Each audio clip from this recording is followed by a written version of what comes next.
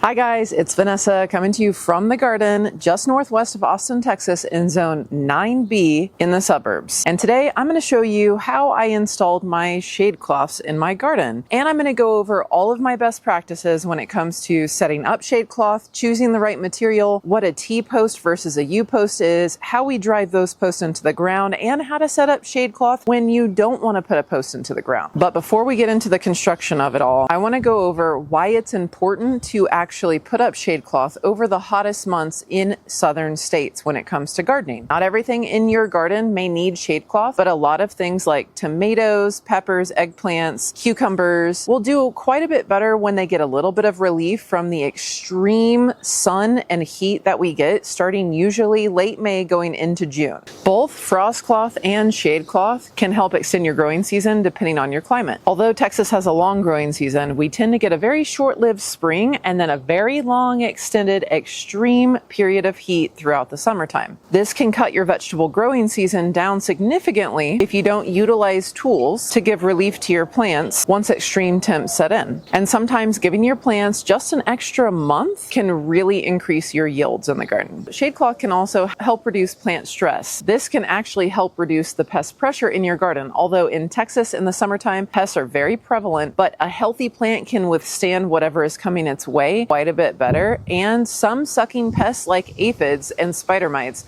will go after stressed plants more so than healthy plants. And my favorite perk to having shade cloth over the garden is it feels really nice for me to be outside, and the more I can actually be hands-on walking through the garden, observing and handling things, the better outcome I will have no matter what. Now I'm typically hanging my shade cloths up when we hit temps in the mid to upper 90s, or at least consistently really hot and sunny in the 90s, and that usually happens in late May going into June, and we usually do not get below that until late September going into October. So in September I start looking really closely at those 2-week average forecasts just to see, are the nighttime temps dipping just a little bit, because that's an indication that daytime temps will start to come down. And even by then, depending on what I have growing in the fall garden or what I'm getting ready to transplant, may leave my shade cloth up a little bit longer just to give my transplants a really easy transition going into the last heat of the summer, and then once the days start to get shorter and a little bit cooler going into the fall. Now, as far as shade cloth material goes, I like to use a 40% shade cloth that I get off of Amazon, and it has metal grommets on the side, which allow me to connect it easier to different structures using paracord or carabiners, and this just helps it from tearing, but it's definitely not the highest quality shade cloth you can get. So if you have a more permanent garden area that you are ready to just fully have it designed ready for the winter and ready for the summer, you can upgrade your shade cloth to something called Illuminette.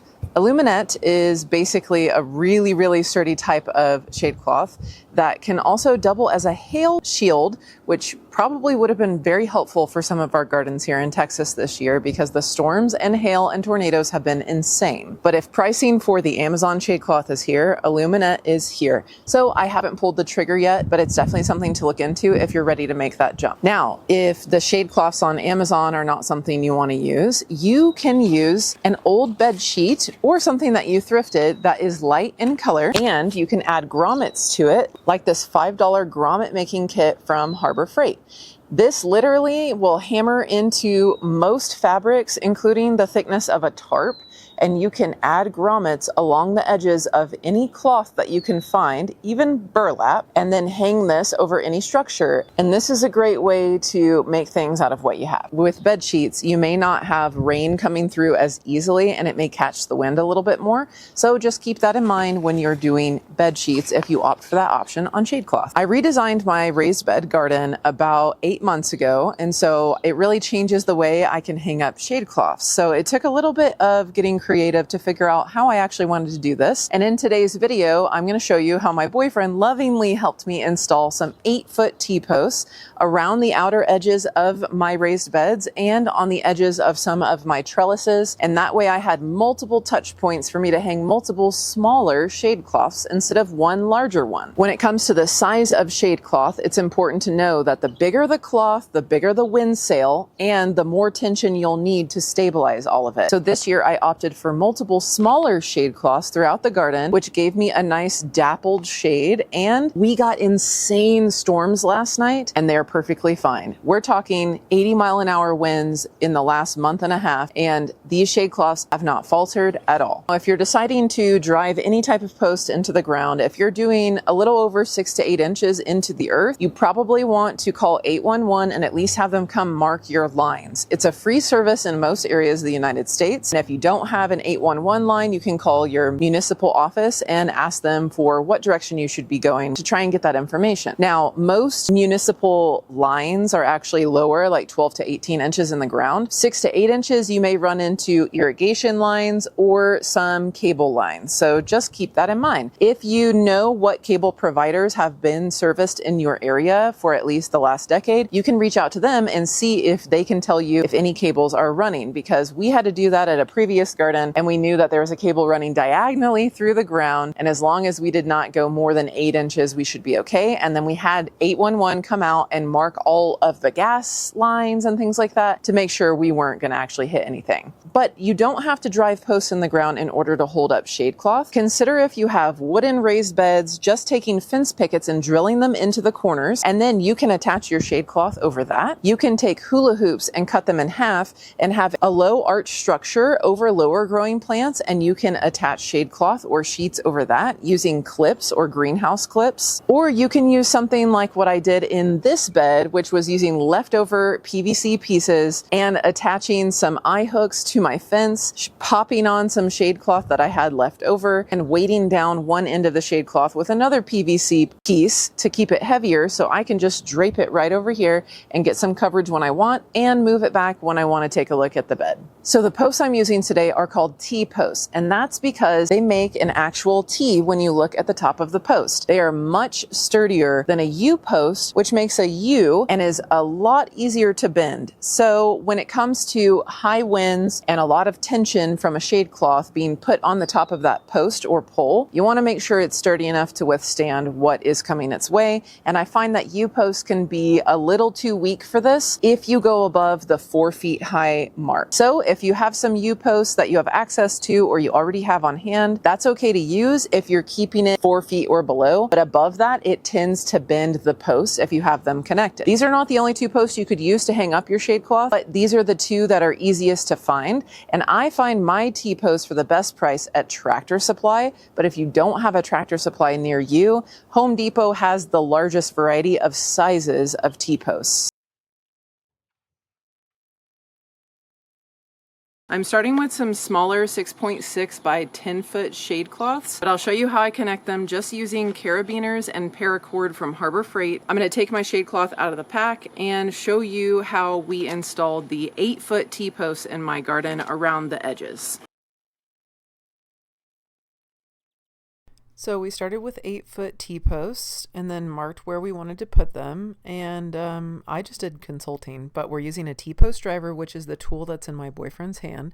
And I cut out some of the banging, but it was quite a bit of him having to slam it down to get it into the ground. So I'm going to show you a close-up of what it looks like for how many times we have to hit it to get it to go into the earth enough for it to be sturdy. Okay, this is why I talked about marking the lines from 811 coming out.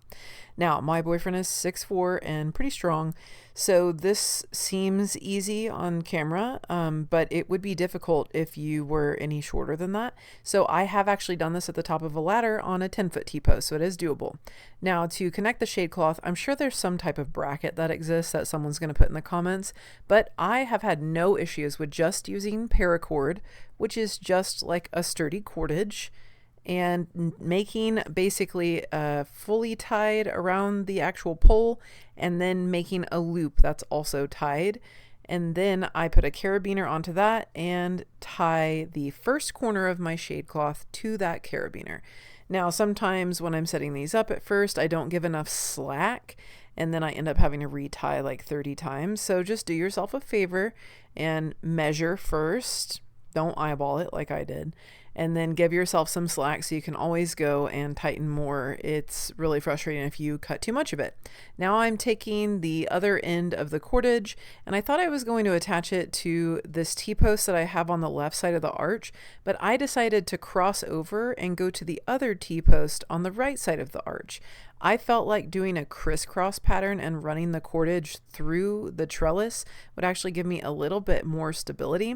This trellis is actually attached to 4 smaller posts that are in the ground, so it's not going anywhere. And this is where I remember to tell you guys, hey, make sure to leave some slack so that you can tighten everything once you get all 4 points of your shade cloth attached to the poles. So this is what it looks like. There's a lot of slack on it, and then this is a lot easier when you don't have stuff already in the way or you have a second person helping you. And then this type of shade cloth does like to get stuck on trellises and rip, so just be careful with that. And then I just repeat the same process on this end. All right, we're connected. Now we need to tighten. So my goal was to attach with carabiners the long side of this one shade cloth to my other trellis, and my garden design is kind of a rectangle, so the shorter end is the end I'm standing on right now, and the longer ends were the ends that I just connected to. And this was gonna work, and then I realized, this grommet's too far away. I was hoping there'd be a grommet like right there so I could just clip it, but it's like over here and over here, so we're just gonna run cordage to 2 carabiners, and the reason I'm using carabiners so I could take this down pretty quickly if there were to be a really bad storm.